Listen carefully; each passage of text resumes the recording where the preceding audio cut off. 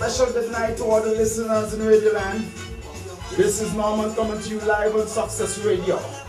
And tonight we have with us the greatest Carlos Rejector Providence out of St. Vincent and the Grenadines. So Rejector, say something to the people.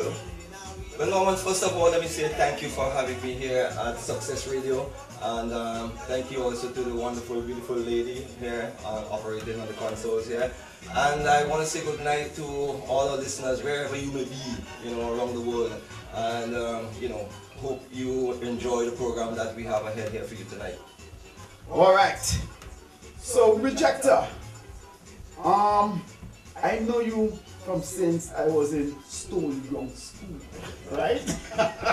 Oh, yeah. I'm talking about the days when I used to, and I still do, but those days I used to look up to the Calypsonians as kings and, you know what I'm saying, and great men of stature, men of creativity. And I remember one time asking myself, how these guys do what they do? How these guys get to put these words together? How these guys get to make people, you know what I'm saying, Rejector? Well, normally you see calypso, composing calypso is just like the baseball. You play the baseball. You're accustomed to playing baseball. You're accustomed to football, soccer, or whatever you call it. And it's the art. If you're into something, then you develop the art for it. Yes. And along with developing the art, you have to have the love for it. So once you have the love for it, it becomes natural. So as for me, I must say that I think I was born into a musical family. Most of you would have known my late brother. Your late brother, Lord Hawk, eh? Yeah, my older sisters, they were singing long before I was, because they were all in choirs, the school choir, the church choir and so forth. Right. And so I was actually born into a musical family. I had a lot of family into music, my uncle and so forth. Okay, tell me something, Rejector. Tell me something about Lord Hawk. Because we all knew Lord Hawk as the maestro. And when we think of Lord Hawk, we think of that great canvas, that canvas St. Vincent and the Grenadines in terms of calypso, and what he have contributed to our society, to our music, to our culture has been so great. So what do you have to say about Lord Hawk? Well, indeed, Norman, Hawk, he was a pioneer. He's one of the persons who actually pioneered calypso in St. Vincent, actually brought it from where it was in the doldrums and actually gave life to it and brought it forward. He was one of the persons who fought for St. Vincent and the Grenadines to have their own road march used. Back in the day, we used to use the songs from Trinidad and Tobago. Right. Because you remember our carnival was around the same time with Trinidad's carnival in February. Yes. So we used to use the Trinidad calypso for road march home and stuff like that. He was one of the persons who lobbied and make noise and so forth for us to use our own music for as road march. And actually he was the first person to have won the local road march, and he held that title for some time. And not only that, he fought to bring Calypso 10th into St. Vincent and the Grenadines, and he was actually the person who actually introduced that and actually took the Calypso 10th throughout the country, St. Vincent and the Grenadines. So he actually did a lot, and he would have contributed to a number of Calypsonians, being who and what they are today and stuff like that. Okay, so we can say he's a pioneer. He's one of those innovative guys, one of those inspirational guys who made the thing what it is. I mean, a lot of us talk about love and passion for stuff. But how deep does love and passion really go when it comes to the calypso? What about your love and your passion for the calypso? Can you put an explanation so that the people in Radio Land could understand what love for something really is? Norman, when you love something, you think about it every second of the day. You dream about it in the night. It makes you happy. Every time you think of it, you smile. There's a special place in your heart, right? And stuff like that. That's where calypso is for me. I think about calypso 24 hours a day, 24 and stuff like that. I dream about it. Yeah. You know, I'm at work. You know, you sing calypso. It may not be your own calypso, but you remember, you know, calypsos from way back when, from all the other artists, Sparrow in particular, you would be singing those songs. You know. So it's a love. It's always with you. So tell me something, Rejector. How did you personally actually get started? I'm not talking in relation to your family instrumentally pushing you into it, but you yourself, that passion for you yourself, how you actually started? Well, like I said, you know, I was born into a family with music. So, you know, you're growing up looking at your older brother performing and hearing him singing. Right. You know, and in those days we listened to the Trinidad for calypso. You know, so I grew up listening to the Mighty Sparrow, you know, and you love it because you are around that all the time, you know. And, you know, my love for it, you know, grew. So Rejector, what year did you started?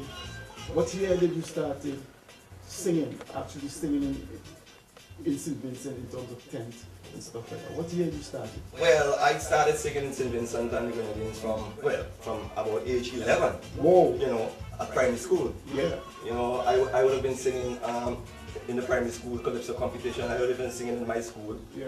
You know, and so forth from age 11. Yeah. At age 13, you know, I was junior calypso monarch. Yeah. At age 13. Yeah. Right, those days the junior calypso competition was held run by the Catholic. You know, and okay, so from age 13, I entered the stage in competition. Right. And I was successful. I never stopped.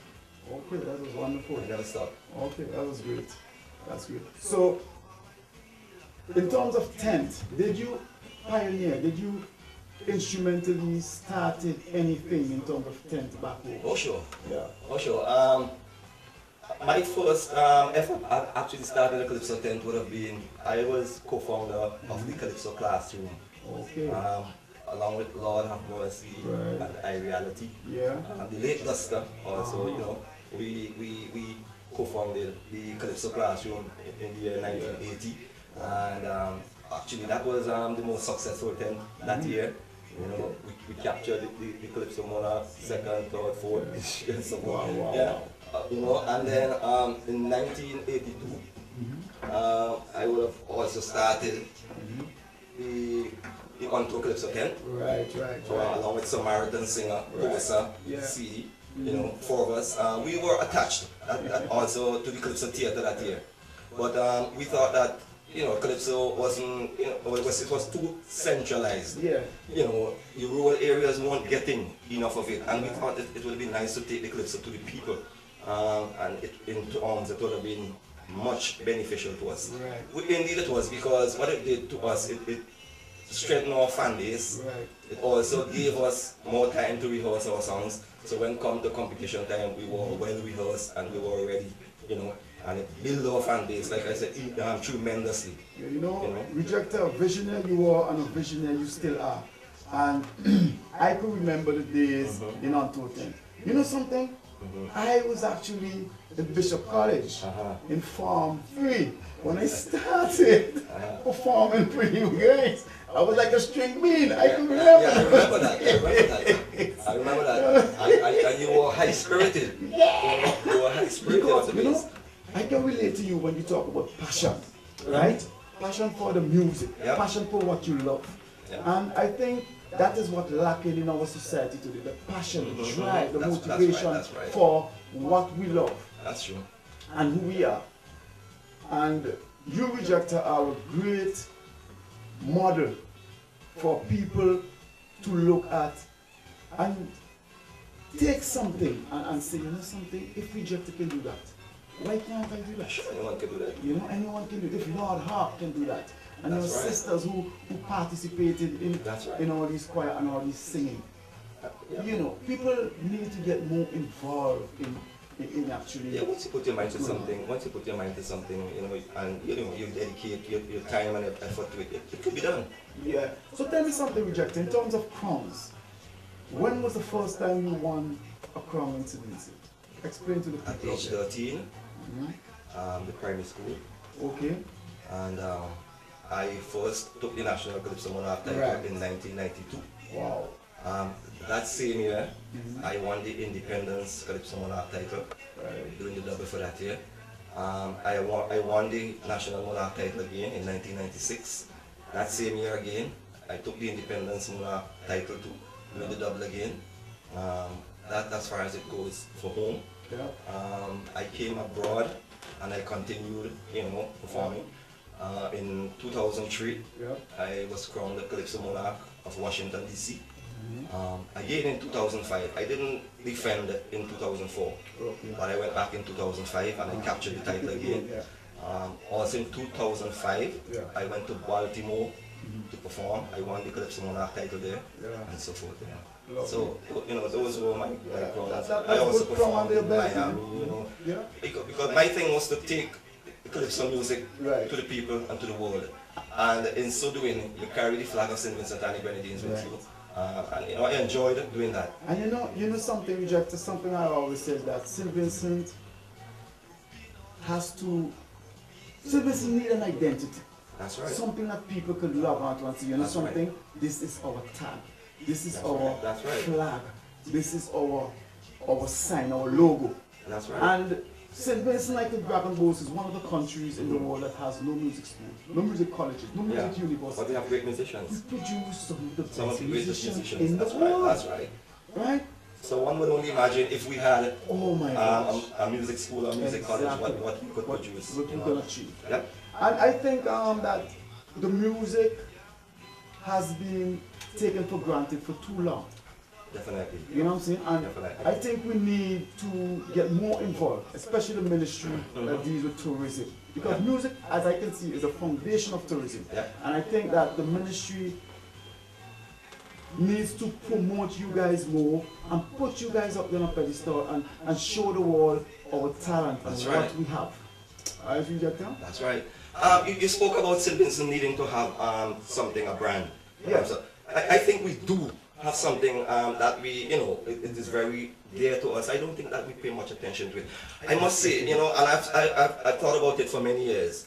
For that year, when we changed Carnival from February to June, July, and we call it Vincy Mass. I think that was one of the greatest things happened for St. Vincent and the Grenadines. That same year, I did a song commending the CDC and all those who took part in making that change. The song was called 3 Chairs. And I was hoping that, we would really see, what we did. Because what we did is something exceptional. Vincy Mass is a big brand. The world know Vincy Mass now. And, the change from February to June, July, it gives people around the world time to come to Vincy Mass, the summer vacation. The Trinidad Carnival would have been finished, the Dominica and St. Lucia Carnival would have been finished, and Digger Carnival would be behind. Barbados Crop Over would have been after. So, that was one of the greatest moves that we made in St. Vincent and the Grenadines, and we have that, and we could market St. Vincent and the Grenadines around that. And I would like to believe with the coming of the international airport, we would see, the need to market Vincy Mass even more, because I look at other countries around the world. Let's Trinidad, for instance, the way they use Trinidad Carnival, and that pushes Trinidad and Tobago. Trinidad and Tobago is known around the world. The artists, they're known around the world, because they push their artists, the country through Carnival. Because the easiest thing for people to gravitate to Rejector is music. That's right. And if a country is based on tourism, if a country is promoting tourism, if a country wants to diversify and go to tourism, right? People has to understand that the music is the foundation of tourism. Indeed. Right? It's no more sand and beach and all these things. Indeed. People like to come out now to see the culture, definitely. and get embedded in the people, know the people, and take away that with them. Well, the culture is what identifies the people. So when the tourists come, the culture is what they want to see, because the culture is the identification of the people. So they come to see the people and know what the people are all about. So when they see the culture, they know who the people are and what the people are about. Yeah. So, you know, like you said, culture is really the base of that. Yes, the foundation. Okay. Okay, Rejector, I have a question here coming all the way from Miami. Okay. My gosh, Miami. Okay, Miami. From Peter Graves. Thanks for being in the house. Right? So Peter Graves is asking what advice you have to give to the young people who want a career in Calypso.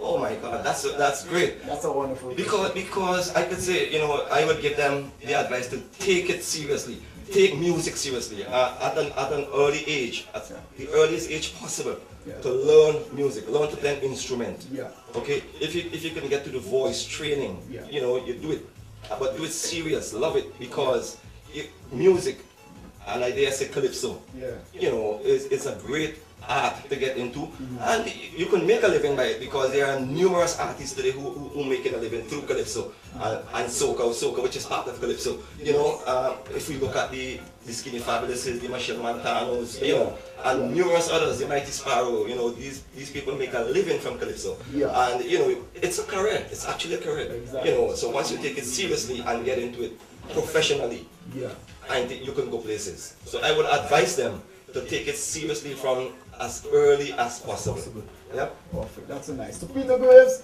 I hope that answered your question tonight about the career in Calypso. Okay, I have one more question here. Someone asked if you think that if people get more involved in Calypso music, being more positive, because I see Calypso music as a positive way of expressing yourself, right? If you think there will be less crimes and incidents. Oh, most definitely. But calypso music is not, you know, it is positive in every aspect, I must say. But it is also informative. It's entertaining, you know, also. So calypso is also to make people laugh, make them happy.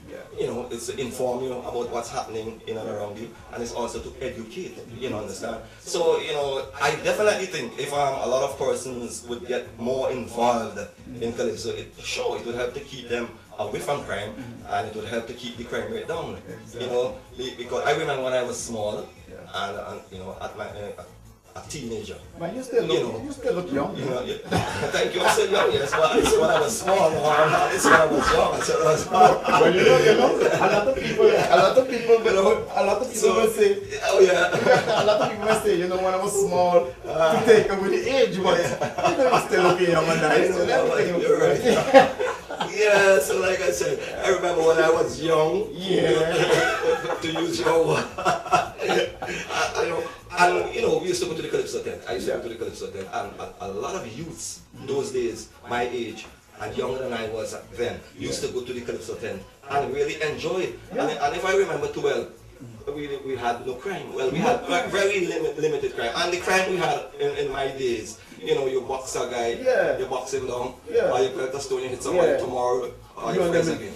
You know, that was the crime. They drinking together again. Yeah, I can't remember the set of crime. So, you know, we were into Calypso, and we've been having a good time. We were, you know, we were enjoying the bigger bands, we were enjoying the music, we were listening and dancing and enjoying everything. And we had a good time. You Rejector, you know something? I used to look forward to, and I can tell you, 99.9% of St. Vincent used to look forward to going at the Lyric Cinema. But yeah, that was lately. But I'm looking way back from even when Calypso used to be in the Police Memorial Hall. Okay. In the days of the Ambassadors Calypso tent and the Liberty Calypso tent, with the Ambassadors Calypso tent would have been led by my late brother Hall. The Liberty Calypso tent would have been led by the late also Toiler, you know. And after that would have been like the Calypso Theatre by Vibrating Skakes. So you know, those days, you know, I remember the Nico, the Imitator, the Breeze, the Lord Breeze, the Mighty Sheller, those guys, you know, and those were the stalwarts, you know, so the Mighty Leader, you know, these guys, these guys were so great. And you know, these were the guys who really kept the Calypso alive. Lord Summers, you know, among these guys. You know, when you talk about Calypso, like I said, entertaining, informing, and educating, you had all that those days. Because Lord Summers, if I remember quite well, Lord Summers was one of the funniest Calypsonians. You know, remember Myself and I, great songs he had, like Myself and I, All of That Is Mass. That was a great hit, even the Trade Wind Stop that song, All of That Is Mass, and you know, and stuff like that. You know, songs from The Mighty Leader, you know, two parties run but none of them win. That's still a great hit home. You know, great songs those days. Okay, Rejector, I have a next question here for you. Someone was asking, who is Rejector? What Rejector represents? Okay. Rejector is Calypso. Yeah. It represents Calypso culture and talent. Okay, and positive Calypso, entertaining Calypso, informative Calypso. Yeah, sweet, sweet, sweet. Okay, somebody gave me a question here, right? But they didn't put the name. I don't know if they want to stay anonymous or what. Okay. But hey, what's going on here, Rejector? Who is or was your greatest competitor in the Calypso arena? Well, I wouldn't say competitor, but you know, because I really not into the Calypso for competing. Yeah. You know, because like I said, I enjoy Calypso. Right. In my heyday, when in the heyday of Calypso, when I remember, I could say in the late 70s, 80s, early 90s, I would have enjoyed being in competition, you know, but in great comedy. Right. With Posa, CP, IPA, Skates, you know, these guys, but, you know, Rejector. Black Ibu, you know, these guys are always guys to be with. And when we are all together in a competition, then you know you have great competition. Okay, you know, it wasn't like, you know, it wasn't people serious about each other. Yeah, we were serious about what we're doing. But backstage we were all friends, we were all laughing, we would support each other. You know, we would go on stage, even in the competition, and assist each other on stage. But when you're out on stage, we're fighting each other, right? And you know, and we had that sort of thing among us, and that is something I enjoy. So these guys would have been not competitor, but you know, but great guys to be with, you know. You know, you call them boundary setters, like definitely. Benchmarks. Definitely. These guys push. When you're in the same competition with these guys, and thing, you know they're gonna bring the best out of you. Exactly. You know. And I enjoyed it with those guys. Yes, well, we are here on Success Radio, speaking with Rejector, one of the greatest Calypsonian out of St. Vincent and the Grenadines. We spoke about who you are, what you represent, what you would like. And right now I have a question for you, Rejector. In terms of the Untold tent, because that's the only tent I can remember. What pleasure did you derive from the tent itself? Oh boy, no, that's a great thing. Untold Calypso tent to me is one of the greatest things ever happened to Calypso in St. Vincent and Grenadines. You know, from an organization standpoint and from a cultural standpoint, you know, what I enjoyed most of Untold is that, you know, seeing the satisfaction in the faces of the people in the audience everywhere we traveled. Because normally you would go through that because you played with us for a number of years. You know, every show that we've had, you know, over the years, we've left our audiences spellbound. You know, wanting more. You know, and that was one of the greatest satisfaction for me to see, you know, that we could have taken Calypso to the people.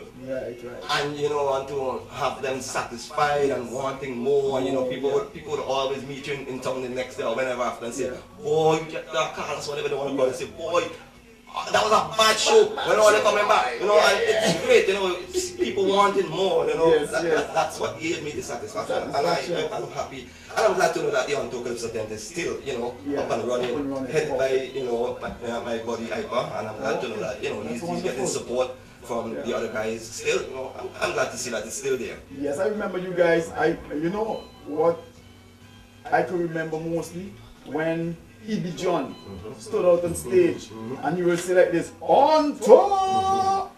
Let's sing the song, let's sing the song. And the audience was to take over. Let's sing the song, Rejector. 1, 2, on tour take over. We begin the era. On tour from now on, Rejector and run. Lord! You remember that? Yeah, that was also another innovative move that we made. You know, we were the first Calypso tent to have a teeth song, you know, and you know, things like that we set out to do. I think we were the first Calypso tent to have a singing MC, you know, because our MC, and one year he was even the out front performer. So you came to North America, and most of your time you spend in New York. The USA. USA. Yeah. How was it in New York for you? How did the people, did they welcome you? Sure. And yeah, give us elaborate a little. Well, I've been, frequenting New York, years Yeah. ago, so it's not really a strange place to me, because, it's a place I've been coming to for years. But after moving there, it was, okay for me, because I would have known the ground already, I actually decided to stay there for a while. I think it was in the year 2000. I moved there and decided to stay there for a while. At which time we decided to start the Calypso tent, Dynamite Calypso tent, which is based in New York. But I heard you were one of the instrumental figures. Yeah, I was. I'm one of the co-founders. Along with my good friend Groovy, and the manage, expose, and so on. We sat down and decided, we are out here. We still need to be a part of what's happening home, and an avenue for us to do so is to have a Calypso tent out here. And so we call the other guys and say, listen, this is what we're about to do. This blah blah blah blah blah. Let's get organized. And so we organized ourselves, and we also again the first nation to have a Calypso tent based abroad, but participating in the Calypso Carnival competition at home. We have the judges come up each year and judge us, and we're doing very well. Because we took the crown one year, and we're always in the finals. We always have guys in the finals. We're doing very well. But to see something again, Rejector, in terms of the marketability of all these ideas, all these creative ideas that you guys implemented, with these tents and with these participants and all this, and the fact that judges come up and judge.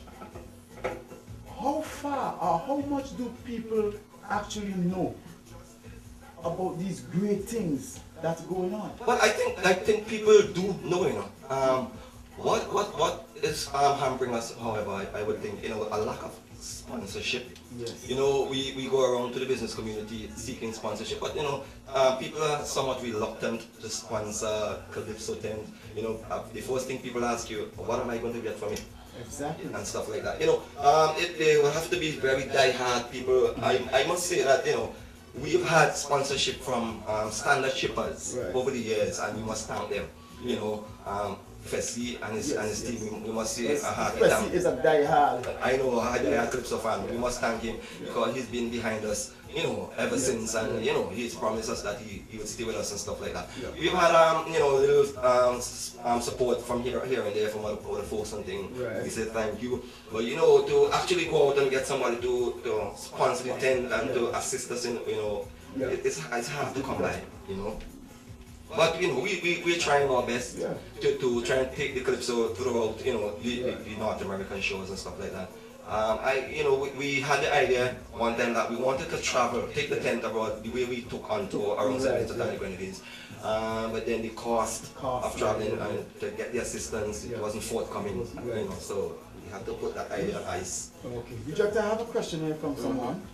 They ask, what would you say about Calypsonians in St. Vincent and again? Now that you have traveled and see the different in people's reaction, people's involvement, what would you say? What comparison can you make in relation to Calypsonians here and Calypsonians back home? Well, it's not much of a difference in Calypsonians here and home. What I would say, that Calypsonians back home, they are very limited in terms of getting time to perform this skills. Calypso is seasonal back home. It's just on carnival time. If you check back home, we don't even have nightlife anymore. Remember back in the day, you have the aquatic club and weekends. You don't hear anything about that again. The bands we had, the Black Sand, the Exodus, and so on. Those bands performing on the weekends. We don't even have that anymore. So the Calypsonians, they don't have any place to perform. They don't have any time other than carnival season to perform. So it's very limited, for them now. So and so what you see now with the guys home, they kind of put in their effort just to carnival, and a lot of the guys under the impression that you have to sing a commentary to make it into the finals, because everybody want to make it into the finals and to win. So to me, a lot of persons are under the impression that you have to sing a commentary, maybe criticizing the government or something to make it into the finals, and it has to be slow and but that's the wrong concept. Calypso is what it is. It could be lively, it won't have to be critical of the government, it won't have to be supportive of the government, it could be humorous, it could be party, it could be pan. I have done it all, I won the Calypso Monarch title with a party song, back in 1992. You know something, Rejector? So you just hit a nerve here by saying that they don't have to follow a particular, the trend that was, that was long ago being followed. They can diversify, they can change, they can sing about something that can uplift the country, sing about something that can hit international stature. Well, some of the guys do, but like I said, Calypso is seasonal at home, and I should stress, I should extend by saying not just for Carnival, but even the media. Has Carnival as seasonal. Soon as Carnival is finished, Calypso, I think the newspaper ain't had no time to write nothing about Calypsonian, and stuff like that. People ain't studying after that. But you know something? I think the legacy of our music and our artists should live on. Like I said, we don't have, Carnival is Calypso is just Carnival home. I would like to say that the Calypso Association should take it upon themselves, the executive and the general body should take it upon themselves to push Calypso throughout. I remember when I was vice president of the association one year, I went ahead with some plans, to try and make Calypso not seasonal, and try to set up an office and do a lot of stuff for the Calypso art form, but it met with great opposition. It was met with great opposition, so I didn't worry because I didn't want to step on anyone's corn. I hear you. Understand? Anyway, but there are things that the Calypsonians Association could do and should do to make Calypso not just seasonal, because the onus is on us. It's not just the media or the sponsors or what have you, but the onus is on us to make what we have and to make what we need.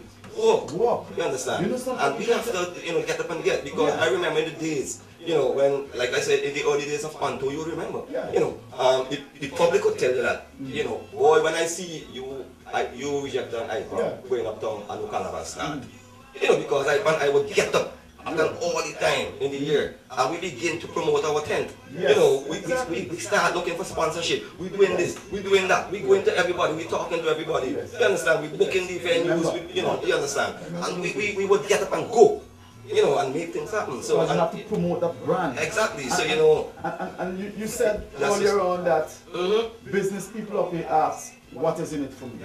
But you know something, Rejector? If the brand of Calypso is pushed and I'm highlighted and people are involved, the singers show that, listen, this is who I am and I stand for this. Right? That's right. People will not ask, who are you? True.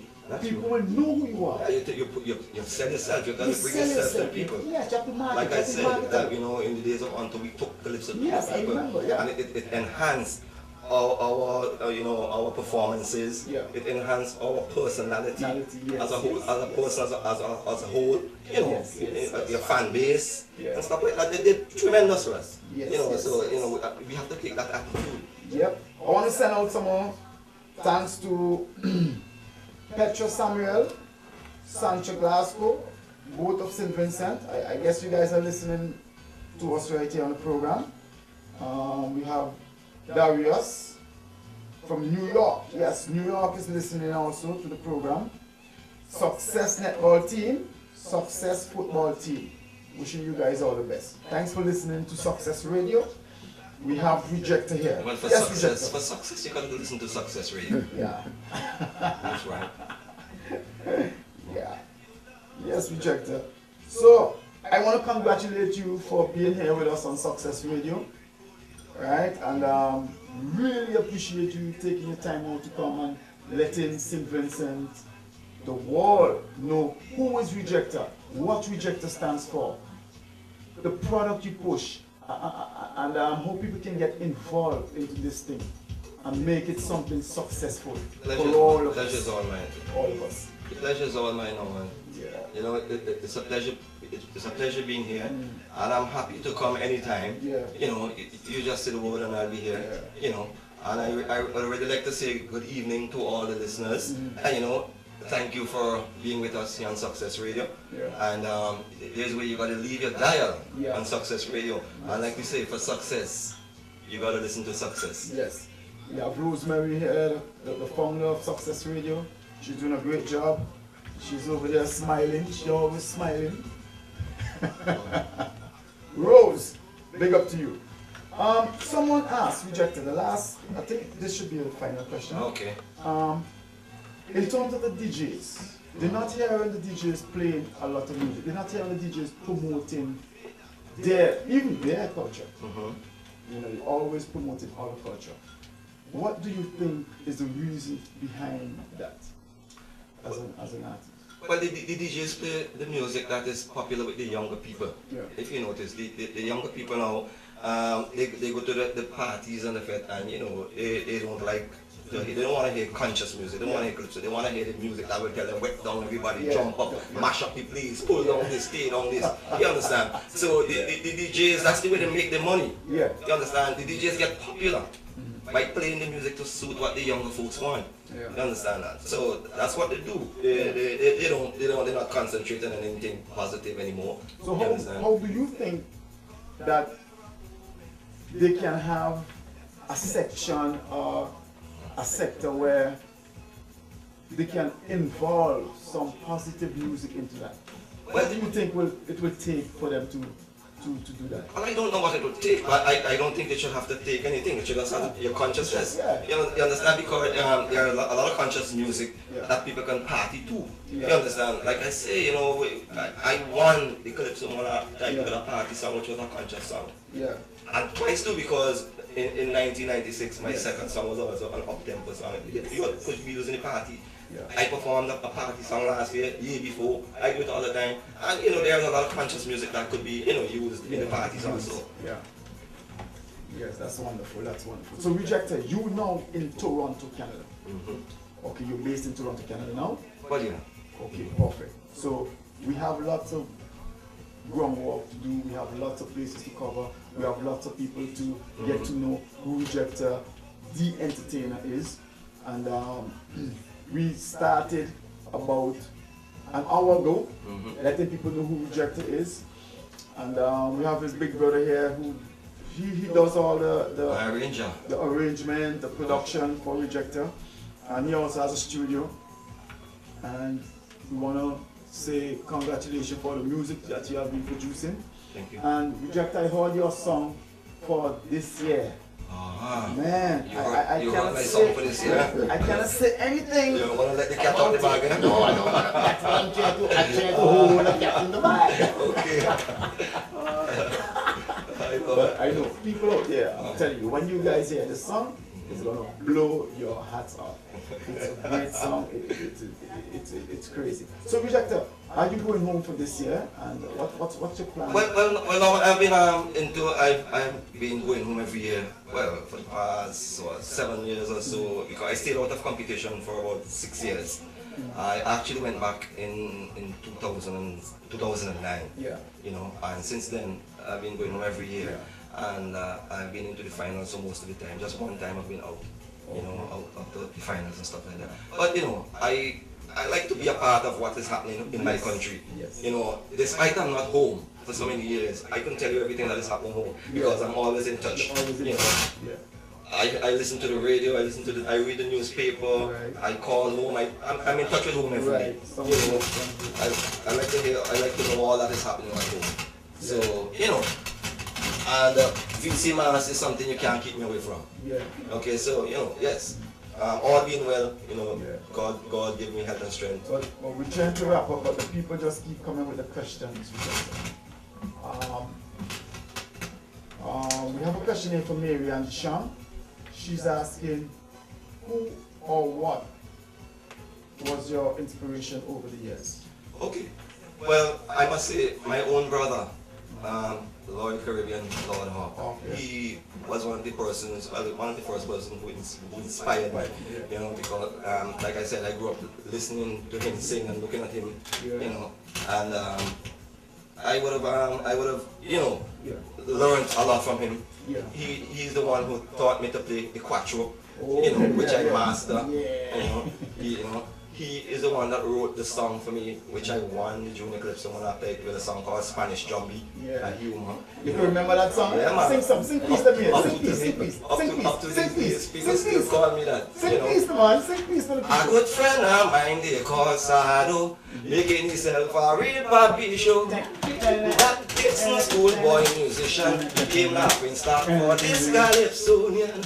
He said he dreamt he was living in Spain in a big house, sipping champagne. And all of a sudden, a lady appeared in front of me. So now we claim that the lady you see was a Spanish Jumbie. He said she had she nobody. Was a Spanish Jumbie. Yeah, man, that song. And you know, that I could tell you that brought down the audience in my school, because you know, in those days they did the preliminary round would have been in your school, and then your school would have selected 2 persons to go to the semi-final round, which I went to the semi-final round. Incidentally, the 2 songs that made it to the semi-final round was one. I wrote the other song to the other guy who made it to the semi-final, That's good, which was held at the Catholic school, and then the finals. So you know. So it was good. And the Mighty Sparrow, he would be the other person who inspired me still. It's still my inspiration. I still enjoy listening to Sparrow. I still enjoy, I look at Sparrow videos all the time. I admire a number of Sparrow songs. I could sing about 200 Sparrow songs from my head. You know, I know a lot of his songs by heart. You know, so those are the persons. Passion and dedication. According to the late great Shallow. Perseverance. Yeah, perseverance indeed. Yeah, so Radio Land, we're gonna wrap it up. People, remember this is Success Radio, and you here listening to Carlos Rejector Providence out of St. Vincent and the Grenadines, one of the greatest Calypsonians I've ever played for, actor all over St. Vincent. Carlos, it was a pleasure having you here with us on Success Radio. Thank you. And we really, I should say, you know, enjoyed this interview. And I know people out there who are listening in really did enjoy the interview. Thank you, and the pleasure is mine. Okay, Carlos. Okay.